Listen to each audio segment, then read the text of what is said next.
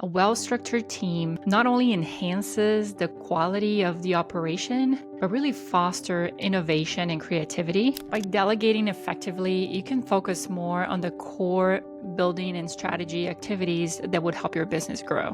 Whenever people feel disconnected, they don't feel like the work that they're doing really contributes to the overall success of the organization, the motivation goes down significantly. Hi, welcome to our mini course on building a team as a creative entrepreneur. My name is Nada Salvator. I'm your coach, and I will be guiding you through this very important process. For creative entrepreneurs, the transition between working solo and growing a team is a very important one. It's a very pivotal point in your business. Expanding your team is not just about increasing numbers. It's about enriching your business with diverse talent that will move forward your creative vision into success. A team will allow you to delegate routine tasks, focus on the strategy portion of your business, and really ensure that your business can operate without your constant input and your constant presence, which is really important for scalability and also for your own health. You want to be able to take vacations and be away as well, still making money and growing. The team is more than just the sum of its parts. The dynamics of how individuals work together can really affect the morale and the productivity of a team. We're going to explore how different personalities and skill sets can complement each other and how you as a leader can foster a collaborative environment. Now, let's be real. Hiring the right people, integrating them into your business, and managing different personalities, it's going to be a challenge in your business. It's not going to be easy. But I'm going to give you some tools that you can apply to make this process a little bit easier and more pleasant and more successful for you. These challenges can be mitigated with clear communication, defined roles, and a clear vision, a shared vision that you're going to have with everybody on your team. A well-structured team not only enhances the quality of the operation, but really foster innovation and creativity, which is really crucial in the competitive arena of the creative business. As an action step for this module, I want you to reflect on your current business operations and think about maybe tasks or parts of your business that really make you feel overwhelmed, can potentially be delegated to somebody else. This is going to prepare us for the next step in building your team effectively. I'll see you in Module 2.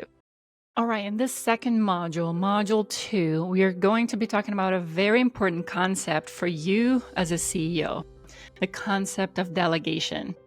The earlier you start understanding this and adopting this concept, the earlier you're going to free up your time to dream more about your business and to help it grow, which is really what the CEO should be doing. The art of delegation is a very important skill for any leader that's looking into growing, that's looking into expanding. Delegation is not about just offloading tasks. It's about empowering your team and increasing overall productivity, specifically for yourself. So let's dive into what really is delegation. Delegation involves assigning responsibility, but also authority to a person so they can carry on a very specific task. It's a very essential skill to scale your business, but also develop your team's skills and abilities. The part of delegating both responsibility and authority is very important here. You want to make sure that that person feels that they have the ability to make decisions within that task that was assigned to them,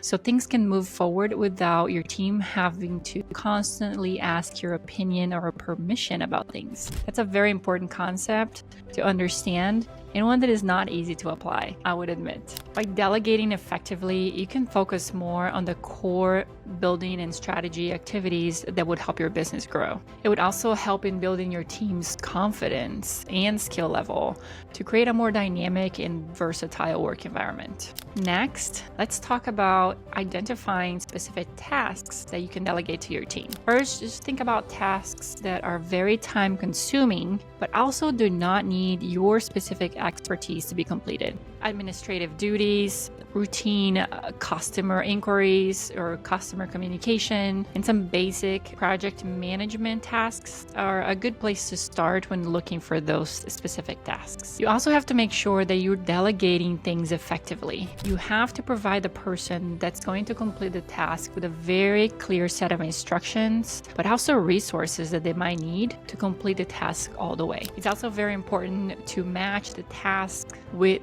the proper team member, considering their skills and developmental goals so you can have overall success on the task completion. All right, let's go into your action step for this module. I want you to review the list that you made on module 1. Pick at least 5 tasks that you feel comfortable in delegating to a team member. And then think about which skills do you think would be required to complete that task successfully. This very important exercise will help you pinpoint specifically what you need to be looking for when you're looking for candidates. Who you should hire, we're going to be talking about in the next module.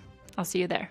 All right, on module 3, we're going to be talking about some interview tips and help you choose the right people for the job. We're focusing on one of the most crucial steps into building your team, the interview process. Selecting the right person is not just about selecting the person with the right skills. You need to understand how that person is going to be incorporated into the environment, into the culture of your business in order for this whole partnership to be successful. The interview process is your opportunity to assess the candidate's skill sets, their motivations, but also the fit into the culture. It's also an opportunity for the candidate to assess if your company is a good fit for their developmental aspirations and then professional career. So next, let's dive into a little bit more of what that interview process should look like. The first thing you should start with is a brief description of the company culture, and of the specific role that you're hiring for that opportunity. You have to use a mix of questions that are both going to help you evaluate the skill sets of that candidate, but also some behavioral characteristics that's going to help you understand if that person is going to be a good fit for your team. You can give some situational examples to that candidate and ask them how would they react on those instances. That should give you a pretty good feeling of their motivation, their conflict resolution, abilities to solve problem, and other things that are going to be important for a good cultural fit in your company. I recommend that you use a lot of open-ended questions. Using closed-ended questions, which means questions that would be answered with yes or no, does not really give you the opportunity to dive into the personality and the thought process of that person. So stick to open-ended questions. That would also help you encourage that person to talk about their abilities and skills into the context of different situations that they have been able to apply them in the past. Techniques such as situational questions can help you assess their problem-solving skills and adaptability, which are very important skills that you would like for everyone in your team to have in order to create a culture that is flexible but strong. There's some very common pitfalls of interviews that I want to help you avoid. It's very important to try to be aware of biases that can influence your decision-making process. Ensure that your judgment is based on relevant skills and experience and not personal impressions. Something that I tell my clients when I coach them and they're growing their team is that you should really pay attention to how that person behaves during that period of time that you're together. If somebody cannot look and behave their best for a 30 to 60 minute period of time, it's very likely that that's not going to be happening in a long-term basis. So that should be a red flag for you. I definitely recommend asking for references and actually calling those people and asking them questions that are going to dig a little bit more into that candidate's abilities, their skill level, but also their personality. As your action step for this module, you can develop a 5 to 10 list of questions that include things that are going to be necessary for that task to be completed successfully. Those questions can include both technical and behavioral aspects of the job. Then I recommend you practice this interview process with a colleague or even with a family member, somebody that can give you some true valuable feedback to help you enhance your skills as an interviewer and your skills as somebody who's going to be hiring to grow your team. Your goal should be to become a thoughtful and effective interviewer so you can potentially hire the best people to be part of your team. All right, the last thing that we're going to talk about today is establishing culture and expectations. Welcome to Module 4. In this final module, we're going to explore how to build a strong team culture and set clear expectations. These elements are fundamental to make sure that your team works smoothly together and that everybody's aligned with your business goals. So what is a team culture? A team culture refers to those shared values, beliefs, and norms that shape the interaction amongst the team members, but also their interactions with the company, with the business. A positive culture promotes engagement, fosters loyalty, and also enhances productivity. I recommend sitting down with your team and make sure that everybody understands what the team culture is, but also understands their part into that culture and have their opinion heard when it comes to building the structure that everybody's going to be following. When you have buy-in from your team, the follow-through with commitment is a lot higher. Next, we're going to talk about setting clear expectations. Clear expectations are crucial for accountability and performance. Each member should understand their role, the quality of the work that is expected of them, and how that work contributes to the overall goal of the organization. Whenever people feel disconnected, they don't feel like the work that they're doing really contributes to the overall success of the organization, the motivation goes down significantly. There's a few things that can help you build a very positive culture within your company. If you foster an environment that has a lot of open communication, respect, and collaboration, that's already going to be taking some really good steps towards building that positive culture for you.